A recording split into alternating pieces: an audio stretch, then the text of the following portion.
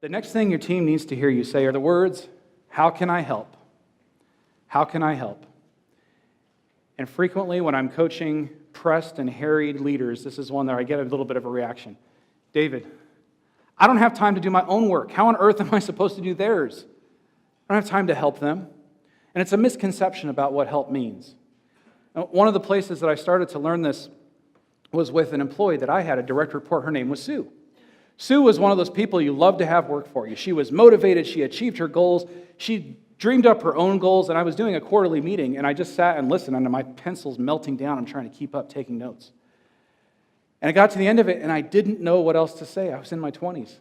I said, "Sue, this is fantastic. How can I help?" And she said, "Well, there is one thing. My computer's kind of slow." I said, "Okay, well, show me." So we walked back to check out her computer. She turns it on. 20 minutes later, the thing had finally booted up. And yes, this was a while ago, but it shouldn't take 20 minutes for a computer. And you can imagine how slow the thing was to actually work with. I was ashamed. One of my most productive people didn't have the skills and equipment she needed. Now, when you ask somebody, "How can I help?" you're looking for three things. And the first one is, do they have the skills and equipment they need to do the job? And that might seem fairly obvious, especially for project managers, because we put so much time and effort into making sure all of those things are there. But I'll tell you what, one of my technology clients, some of the engineers, we are talking brilliant, incredible people, didn't know how to use a responder button in Outlook. You can't assume people have all the skills and training that they need. When you periodically are asking, "How can I help?" look for it. We'll get a sense of what that looks like in a minute. Skills and equipment. The next thing you're looking for, where's the red tape? What are the barriers? I mentioned using power and control. That is a tool in your leadership tool belt, and one of the best places to use it is when you're encountering this elsewhere in the organization. Sometimes people do need the phone call to know something is a priority. The third thing you're looking for is where people lack problem solving and critical thinking skills. Now, Rita mentioned earlier that our millennial generation coming up today needs some mentoring. This is one of the areas they really need some mentoring. I started life as an educator. Today's education system is not teaching critical thinking and problem solving skills the same way that you might have learned it. They're going to need help developing that. And part of the reason that we don't develop it as much anymore is you can always find the answer. Right? And there's a place for that. The ability to find answers quickly is a useful, helpful skill, but so is the ability to solve problems. When I share this with leaders, we talk about coaching, and I often hear from leaders, "I know I should be developing my people," and managers say, "I know I should be helping them grow, but I don't know how to do that. And I'm not sure I have the time, even if I did have the skills." So I've put together, I call it Coaching Light, but it's a very quick process. It will take you 5 minutes. I'm going to share it with you right now that you can use to coach and grow and teach problem solving and critical thinking skills. Ready? That wasn't a rhetorical ready. Are you ready? Yes. Here we go. Ask good questions. Here's what they are. You start, somebody comes to you, and forgive me, all of the Bobs in the room, because I'm going with Bob. Bob is my employee. Bob comes to me and says, "David, I'm having this project I'm working on, and I've got this problem, and I'm not sure what I'm doing." And, "Okay, Bob, what's your goal? What is it you're trying to accomplish? What's the objective?"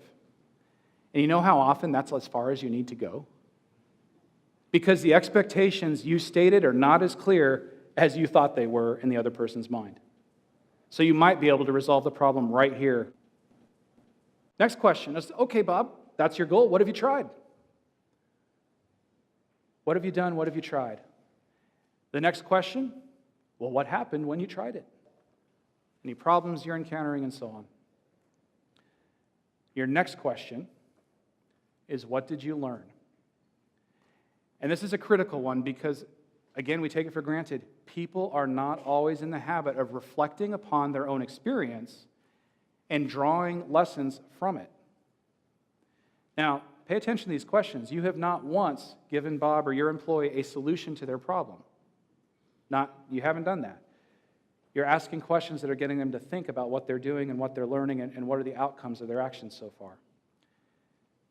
After you ask what they learned, then you might ask, "What else do you need?" And this is a place where you're looking for skills and equipment. You may discover that somebody doesn't have the training, or they're lacking a critical piece of equipment, like Sue. What do you need? If there's nothing else there, your next question is, well, now what else might you try? What other ways might you approach this problem? And Bob's going to do one of two things. He's going to say, oh, well, what else could I try? I could try A, I could try B, I could try C. Or Bob's going to say, I don't know. That's why I'm talking to you, David.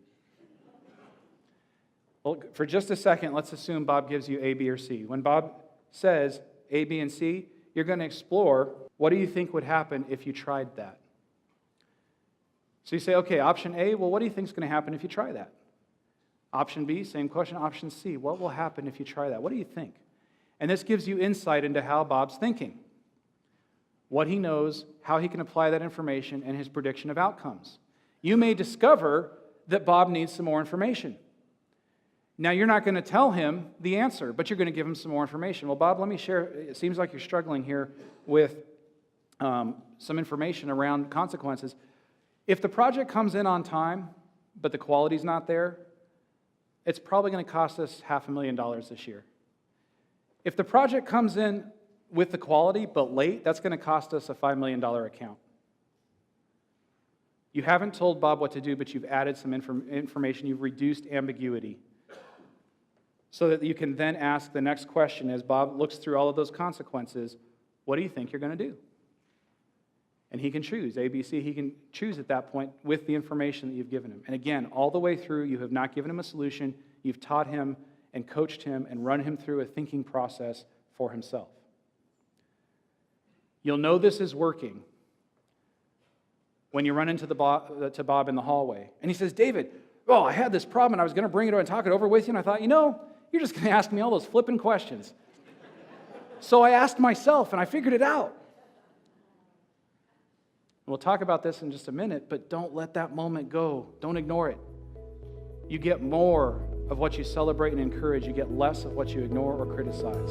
There was a moment when I was an executive, I was looking through my own personnel file, through 15 years of my own performance evaluations. And as I looked through all of those 15 years of accumulated performance reviews, I always said, you know what I like most about my work is seeing people become their best versions of themselves. So it was one of those epiphany moments. It's like, this is what I love. And that's why I started Trailblaze, was because I wanted to do that, only even more so. And so I'm privileged now to work with leaders all over the country and across industries and so on to help them be influential with their people, to help them build teams that care, that get more done, and with fewer headaches.